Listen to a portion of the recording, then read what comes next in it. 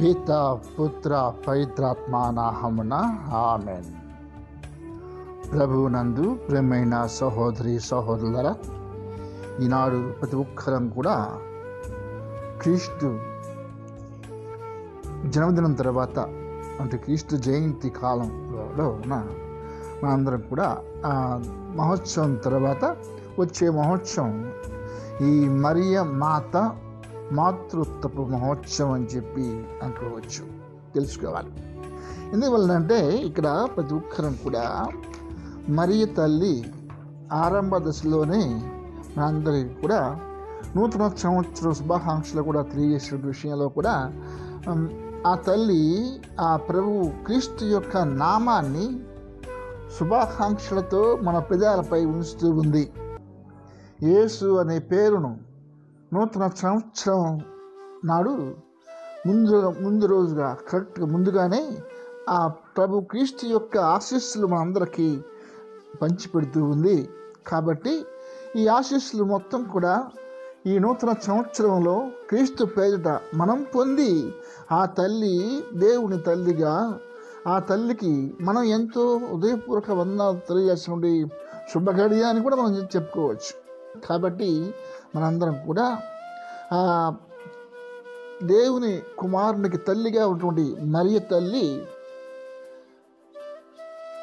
మనకి ఎంతో మేలు చేసిందని చెప్పి మనం గ్రహించాలి. ఎందుకంటే దేవుని కుమారుడు మనిషి కుమారుడుగా అవతరించడంలో మరియ మాత నిర్వహించిన పాత్ర అసాధారణమైనదని చెప్పి, అనితర సాధ్యమైనదని చెప్పి, తన స్వేచ్ఛను ఉంచుటను, తన యొక్క స్వేచ్ఛను ఇష్టాన్ని సంపూర్ణంగా దేవుని పదాల చెంత ఉంచి ఆయన పావన సంకల్పాన్ని తలదాచుతూ ప్రభుదాసిగా మరియాంబ చూపిన అచంచల విశ్వాసం వలన త్యాగ నిరతి వలననే లోకానికి రక్షణోదయమైందని కనుకనే యావత్ మానవ జాతికి మరియ మాత కాంతి ప్రాతగా, ఆదర్శమూర్తిగా, మాతృదేవతగా ఎన్నో నిరాజనాలు అందుకుంటూ ఉన్నారు.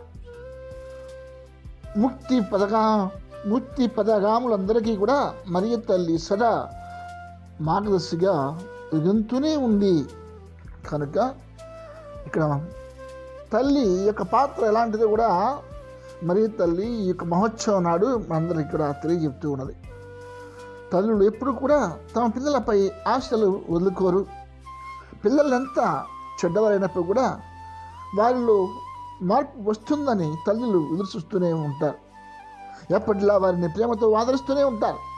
అలాగే తల్లులందరికంటే అనురాగవల్లి మన మరియ తల్లి అని తన పిల్లలమైన మనల్ని ఎన్నడూ చేయి విడవరని చెప్పి ఎన్నిసార్లు మనం ఆ తల్లి ఆశల్ని విమర్శించినప్పుడు కూడా, తప్పటడుగులు వేసినప్పుడు కూడా దయతో మన్నించి తిరిగి పైకి లేవడానికి చేయుతమిస్తారని చెప్పి, వినుతట్టి ప్రోత్సహిస్తారని చెప్పి, ముందుకు నడిపిస్తారని చెప్పి ఈ ఆశాభావంతోనే మనం ఈ నూతన సంవత్సరంలో ప్రవేశించాలి. తండ్రి దేవుని సన్నిధానానికి మనం చేసే జీవన ప్రయాణాన్ని ఆ తల్లి ప్రార్థన సహాయంతోనే కొనసాగించాలి. మరియ మాత సహవాసంలో సాగే మన లౌకిక జీవన యాత్ర అన్ని విధాల అర్థవంతము, ఫలప్రదము అవుతుందనడంలో ఎలాంటి సందేహం లేదని చెప్పి మనం గ్రహించాల్సిన అవసరం ఉంది. అందుకనే ఈనాడు మొదటి పట్టణంలో మనం చూస్తూ ఉన్నాం. సంఖ్యాకాండంలోనే 9 అధ్యాయాల కథనం ప్రకారంగా ఇశ్రాయేలు ప్రజలందరూ కూడా వాగ్దత్త భూమికి తరలి వెళ్ళేందుకు సిద్ధపడుతూ ఉన్నారు, సునదులవుతూ ఉన్నారు. అప్పటికే 2 ఏళ్లుగా వారు సినాయి ప్రాంతంలో నివసిస్తూ ఈ 2 ఏళ్ల కాలంలోనే దేవుడు ఇశ్రాయేలును తన ప్రజలుగా మలుచుకున్నారని, దానితో ఇశ్రాయేలు జాతి దేవుడు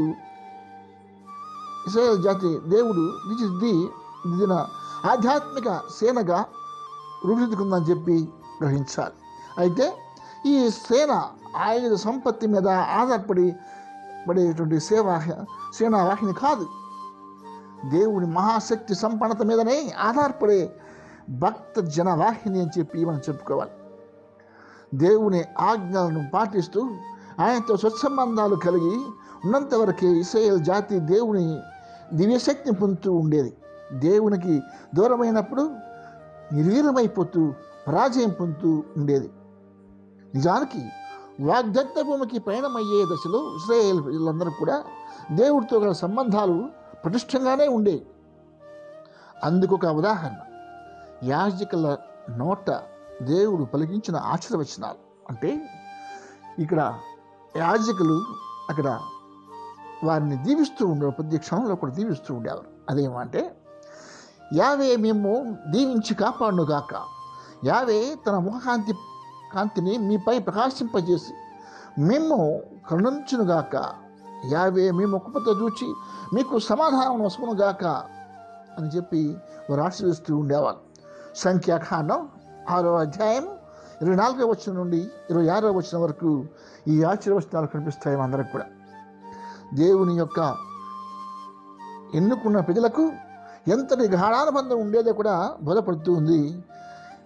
ఈ యొక్క విషయాలను మనం గమనించినట్లయితే ప్రయాణానికి అన్ని ఏర్పాట్లు జరుగుతూ ఉన్నాయి. అహరోను కుమారులైన ఎలియాసు, ఇతామారు ఇశ్రాయేలు సమాజం తరపున దేవునికి అర్చనలు చేసే యాజకులుగా నియమితులయ్యారు. ఇశ్రాయేలు ప్రజలందరూ కూడా ఉక్కుమ్మడిగా నా వాగ్దత్త భూమిపై వైపు తొలి అడుగు వేశారు. కానీ దేవుడి పట్ల ప్రగాఢ విశ్వాసంతో కదలి వెళ్ళిన ఇశ్రాయేలు ఎడారిలో ఏళ్ల తరబడి సాగిన ప్రయాణంలో అప్పుడప్పుడు దేవుడి మీద ఉన్న నమ్మకాన్ని పోగొట్టుకున్నారు. సడలిపోయి కోల్పోతూ ఉండేవారు. ఫలితంగా దేవుని ఆగ్రహానికి గురై శిక్షను అనుభవిస్తూ ఉండేవారు. అయితే పశ్చాత్తాపంతో వారు మరలినప్పుడు వచ్చినప్పుడు ప్రతిసారి దేవుడు తిరిగి వారికి శాంతి సౌభాగ్యాలను సాధించేవారు. ఏదేమైనా ఈ నూతన సంవత్సరాది నాడు యాయే దేవుని చల్లని ఆశీర్వచనాలను భక్తితో స్మరించుకోగలుగుతున్నామందుకు అంటే సంతోషించాలి. ఈ శుభ సందర్భంలోనే తల్లి శ్రీస్తవ మనకు ఒక తన అమూల్యమైన ఆశీర్వచనాలను కూడా అందజేస్తూ ఉంది. అంటే ప్రభు నామాన్ని స్మరిస్తూ నూతన సంవత్సరంలో అడుగుడబోతున్న మనకు ఈ ఆశీర్వచనాలు మంగళప్రదమవుతాయని చెప్పి మన హృదయాలను, మన జీవితాలను కొంగొత్త ఆశలతో పలవింపజేస్తాయని చెప్పి కూడా మనం గ్రహించాల్సిన అవసరం ఉంది. ఇందులో సందేహం లేదు. అయితే క్రైస్తవులమైన మనం క్రీస్తు ప్రభువు ద్వారా దేవుడు మనతో ఏర్పరచుకున్న ఆత్మీయ బంధం పట్టు సడలిపోకుండా కాపాడుకోవాలంటే అప్పుడే మనం దేవుని దివ్యశక్తి ప్రభావాన్ని సంవత్సరం పొడవున అనుదినం కూడా అనుక్షణము కూడా మనం చూస్తూ ఉంటాము, చూస్తూ ఉంటాం. అదే దేవుడు మనకు ఇచ్చేటువంటి ఈ యొక్క దివ్యమైన శక్తి అని చెప్పి మనం గ్రహించాలి. ఇక్కడ ఏదైనప్పుడు కూడా క్రీస్తు ప్రభు మనల్ని విమోచించాడు. ఆ యొక్క విమోచనం మనందరికీ చెందుతుంది. మనం తండ్రి దేవుని ప్రేమించడానికి, ఆయనతో సాహిత్యం పెంచుకోవడానికి అరోధాలుగా ఉన్న బంధాలన్నింటినీ నుంచి ప్రభు మనల్ని విముక్తులు చేశాడు. అంటే ఇక్కడ ప్రభు క్రీస్తు సహాయంతో, అంటే పవిత్రాత్మ దివ్యశక్తితో క్రైస్తవులమైన మనం జీవితంలో మనకు తారసపడే ఎలాంటి పరిస్థితులైనా సమతాభావంతో ఎదుర్కోగలుగుతామని చెప్పి గ్రహించాలి.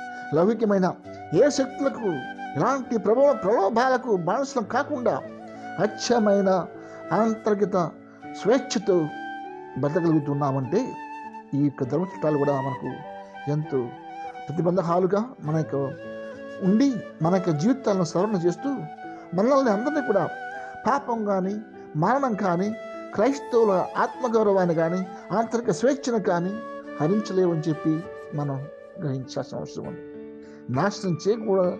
నాశనం కూడా చేయగలమని చెప్పి మనం గ్రహించాలి.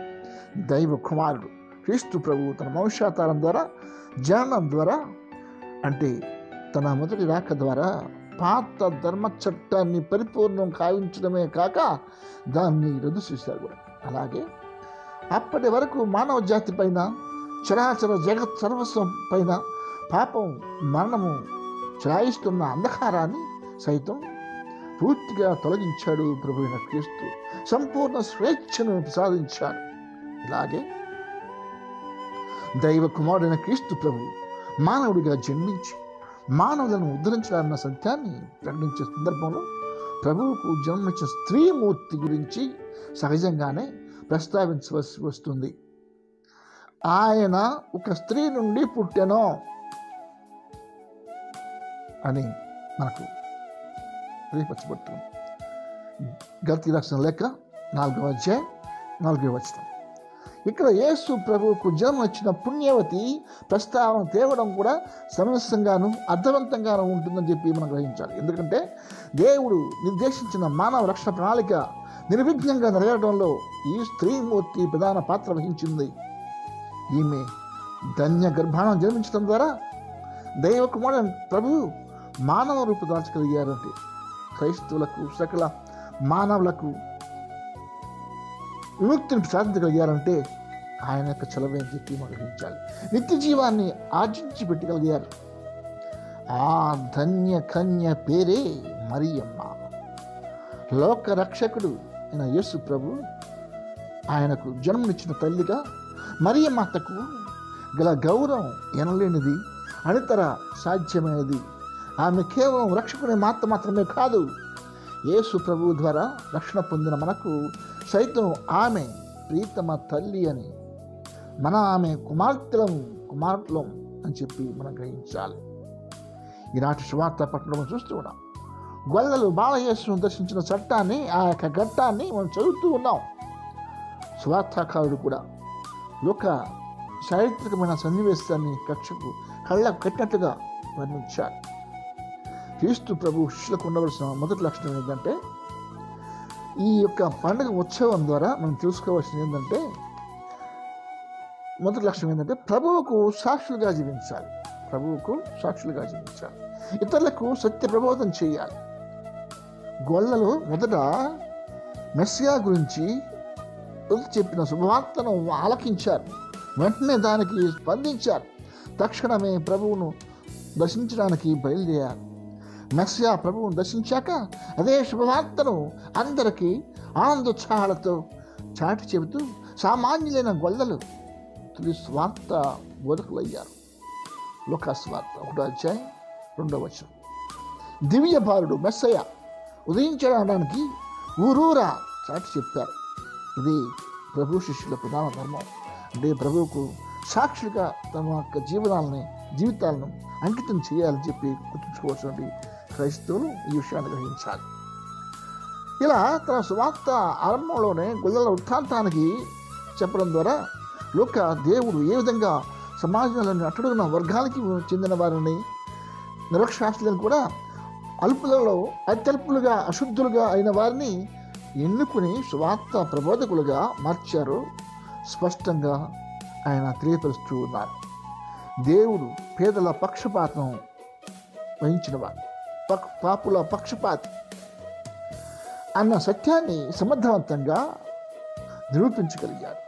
అలాగే చూడండి, మనం ఆ ప్రభు అయిన క్రీస్తు మనందరినీ కూడా ఆ దేవుని యొక్క కృపకు నోచుకునడానికి, ఆయనతో సహవాసాన్ని నెప్పచుకోవడానికి దారి మనకి చూపారని చెప్పి మనం గ్రహించాల్సిన అవసరం ఉంది. అదేవిధంగా చూడండి, ఈ క్రైస్తవులకు ఉండాల్సిన రెండో లక్షణం ఏంటంటే, విశ్వాసంలోను దైవ సంకల్ప అవగాహనలోను ప్రభు శిష్యులు క్రమక్రమంగా పరిణతిని సాధించాలి. అంటే ఇక్కడ పరిణతి అంటే ఏంటి? పరిపక్వత. ప్రభు దేవుని యందు ఉన్న జీవితాన్ని ఏర్పరచుకోవడంలో మనందరం కూడా కృతకృత్యులం కావాలి. ఆ పరీక్షలకు సాక్షులుగా నిలిచి వాటిలో పాస్ అయ్యి ఆ దేవునికి శిష్యురాలుగా మనం ఆదర్శవంతులుగా మనకి జీవితాలను మార్చుకోవాల్సిన అవసరం ఎంతో ఉందని చెప్పి మనం గ్రహించాలి. కాబట్టి యేసు ప్రభు గురించి తాను విన్న మాటలన్నింటినీ మొదలు బదిలిపరుచుకుని ధ్యానించేవారు. తల్లి మరియమ్మ ఆ విషయములన్నీ మనసును బదిలిపరుచుకుని ఉండెను. లోకాసువార్త 2వ అధ్యాయం 51వ వచనంలో చెప్పబడుతుంది. ఆంతరంగిక ధ్యానం విశ్వాస పరిణతికి, దైవ సంకల్ప అవగాహనకు దోహదం చేస్తుంది. నిజానికి ప్రభు శిష్యులందరూ కూడా ఇలాంటి ఆధ్యాత్మిక పరిణతిని సాధించాలి. యేసు జ్ఞానమందను ప్రాయమందను ఏ విధంగా వర్ధిల్లుతూ దేవుని అనుగ్రహమును ప్రజల ఆదాయపాదాలను పొందారో లోకాసువార్త 2వ అధ్యాయం 52వ వచనంలో చెప్పబడిన విధంగా, అలాగే ప్రభువుకు శిష్యులు కాగోరేవారు కూడా సైతం ప్రార్థన ధ్యానాల ద్వారా విశ్వాస వికాసాన్ని సాధించాలి. దేవుని సంకల్పం పట్ల, ఆయనతో తమకు గల అనుబంధం పట్ల సదావగాహన ఏర్పరచుకోవాలని చెప్పి ప్రతి ఒక్కరు కూడా గ్రహించాల్సిన అవసరం ఉంది. కనుక ప్రభువునందు ప్రియమైన సహోదరి సహోదరులారా, ఈనాడు ప్రభు అయిన క్రీస్తుకు మనందరం కూడా సాక్షులుగా ఉన్నాము అంటే మన యొక్క జీవితాలు ఎల్లప్పుడూ కూడా ఆ ప్రభు క్రీస్తుకు అంకితం చేయాల్సిన అవసరం ఉంది. ఆ ప్రభు క్రీస్తు మన అందరినీ కూడా మన యొక్క జీవితాలను పండించి దేవునితో సత్సంబంధాలను పెంపొందుకునే దశగా మనం నడిపిస్తూ ఉన్నటువంటి దశలో సమయంలో మనం ఆయనకు ఎంతో రుణపడి ఉన్నామని కూడా ఆయనకు ప్రభు శిష్యులుగా ఉండి ఆయన రాజ్యంలో ప్రవేశించడానికి కానీ ఇంకా ఎంతోమందిని క్రైస్తవులుగా చేయడం కోసం కానీ మనం మంచి మనసుతో ఉండాలి. మంచి మనసు మనం కలిగి ఉండి దాన్ని మన యొక్క క్రియ ద్వారా తెలియపరచాలి. ఉదాహరణ చూసుకుందాం. ఇప్పుడు మన నూతన సంవత్సరంలో మనం అందరూ సుఖంగా శాంతివంతంగా ఉండాలని చెప్పి అందరూ కూడా పాడి పంట పుష్కలంగా ఉండాలని, తినటానికి తిండి, కడటానికి బట్ట, ఉండటానికి ఇల్లు మంచిగా ఉండాలని చెప్పి మనం కోరుకుంటున్నప్పుడు అందరూ కూడా అదే దిశగా ఉండాలని చెప్పి మనం కోరుకోవాల్సిన అవసరం ఉంది. చూడండి, మన క్రైస్తవ జీవితాల్లో ఎల్లప్పుడూ కూడా ప్రేమనే చూపించాలి, మన ఆశను చూపించాలి, మన యొక్క ఔదార్యాన్ని బట్టి ఇతరులకు సహాయం చేసే బుద్ధిని కూడా కలిగి ఉండాలని చెప్పి మనం గ్రహించాల్సిన అవసరం ఉంది. ఎందువల్ల అంటే ఈ నూతన సంవత్సరం రోజున ప్రభు అయిన క్రీస్తు యొక్క నామాన్ని మన పెదవులపై ఉంచుతుందంటే మరి తల్లి, అదేవిధంగా మనం అంటుంటున్నాం, ఇదిగో నూతన సంవత్సరం శుభాకాంక్షలు చెప్తూ ఉంటాం. ఆ ప్రభు క్రీస్తు యొక్క నామాన్ని ఇతరులపై మనం ఉచ్చరిస్తూ ఉంటాం. అది శుభమే కాదు. అదేవిధంగా wish you happy new year అని చెప్తాం. చెప్పి wish you happy new year అని చెప్పి దేవుడు నువ్వు దీవించలేక అని చెప్పి కూడా కొన్నిసార్లు మనం పప్పులో కాలేస్తూ ఉంటాం. ఎందువల్లంటే మనిషికున్న ఈర్ష్య ద్వేషాలు ఇవన్నీ కూడా ఎలా ఉంటాయంటే వాడికి ఎలాంటివి కూడా సమకూరకూడదు, నాకే సమకూరాలి అని చెప్తుంటాం. కొన్నిసార్లు ఈ గొంతు నుంచి ఇక్కడి నుంచే వస్తుంది wish you happy new year అని. కానీ హృదయపూర్వకంగా మనం చెప్పినప్పుడు ఆ యొక్క జీవితం అనేది ఇతరుల యొక్క జీవితాలు కూడా మన యొక్క ఆదరాభిమానాల పైన, ఇతరుల యొక్క స్వేచ్ఛ మన మీద, మన స్వేచ్ఛ వాళ్ళ మీద ఆధారపడి ఉందని చెప్పి కూడా అందరూ అన్యోన్యంగా జీవించాలని చెప్పి కూడా గ్రహించాలి. శుభం పలుకుతూ హృదయంలో దౌర్భాగ్య స్థితిలో ఉండి వాడు పొడైపోవాలి, లేకపోతే అదైపోవాలని చెప్పి మనం కూర్చోకూడదు. మనస్ఫూర్తిగా మనం మన యొక్క సహోదరుల్ని ప్రేమిస్తూ విష్ చేయాలి, దాన్ని శుభాకాంక్షలు తెలియజేయాల్సిన అవసరం ఉంది. నీలో పొరుగు మన ప్రేమ ఉంది అంటే, ప్రభువైన క్రీస్తు ప్రేమించిన విధంగా ప్రేమిస్తున్నావు అంటే నీవు ఇతరుల యొక్క వస్తువులకు ఆశపడకూడదు. ఆ యొక్క సూత్రాన్ని గ్రహించాలి. ఆశించామనుకో నీ క్రైస్తవత్వంలో ఏ పసకు కూడా లేదని చెప్పి మనం గ్రహించాలి.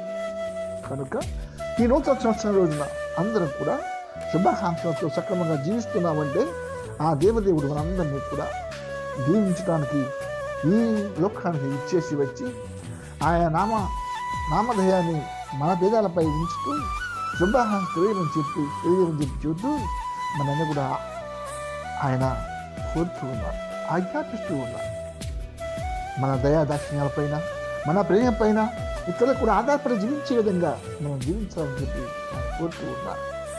ప్రభువునందు ప్రియమైన సహోదరులారా, ఇప్పుడు అందరం కూడా ఆ దేవదేవుడు మన యొక్క జీవితాల్లో సక్రమైన విధంగా తన ఆశీస్సులు మనం పొందాలి అంటే క్రీస్తులాగా దయా దాక్షిణ్యాలు, పరస్పర ప్రేమ, దయ, ఓర్పు, సహనము ఇవన్నీ కూడా మనలో ఉండి ఉండాలి.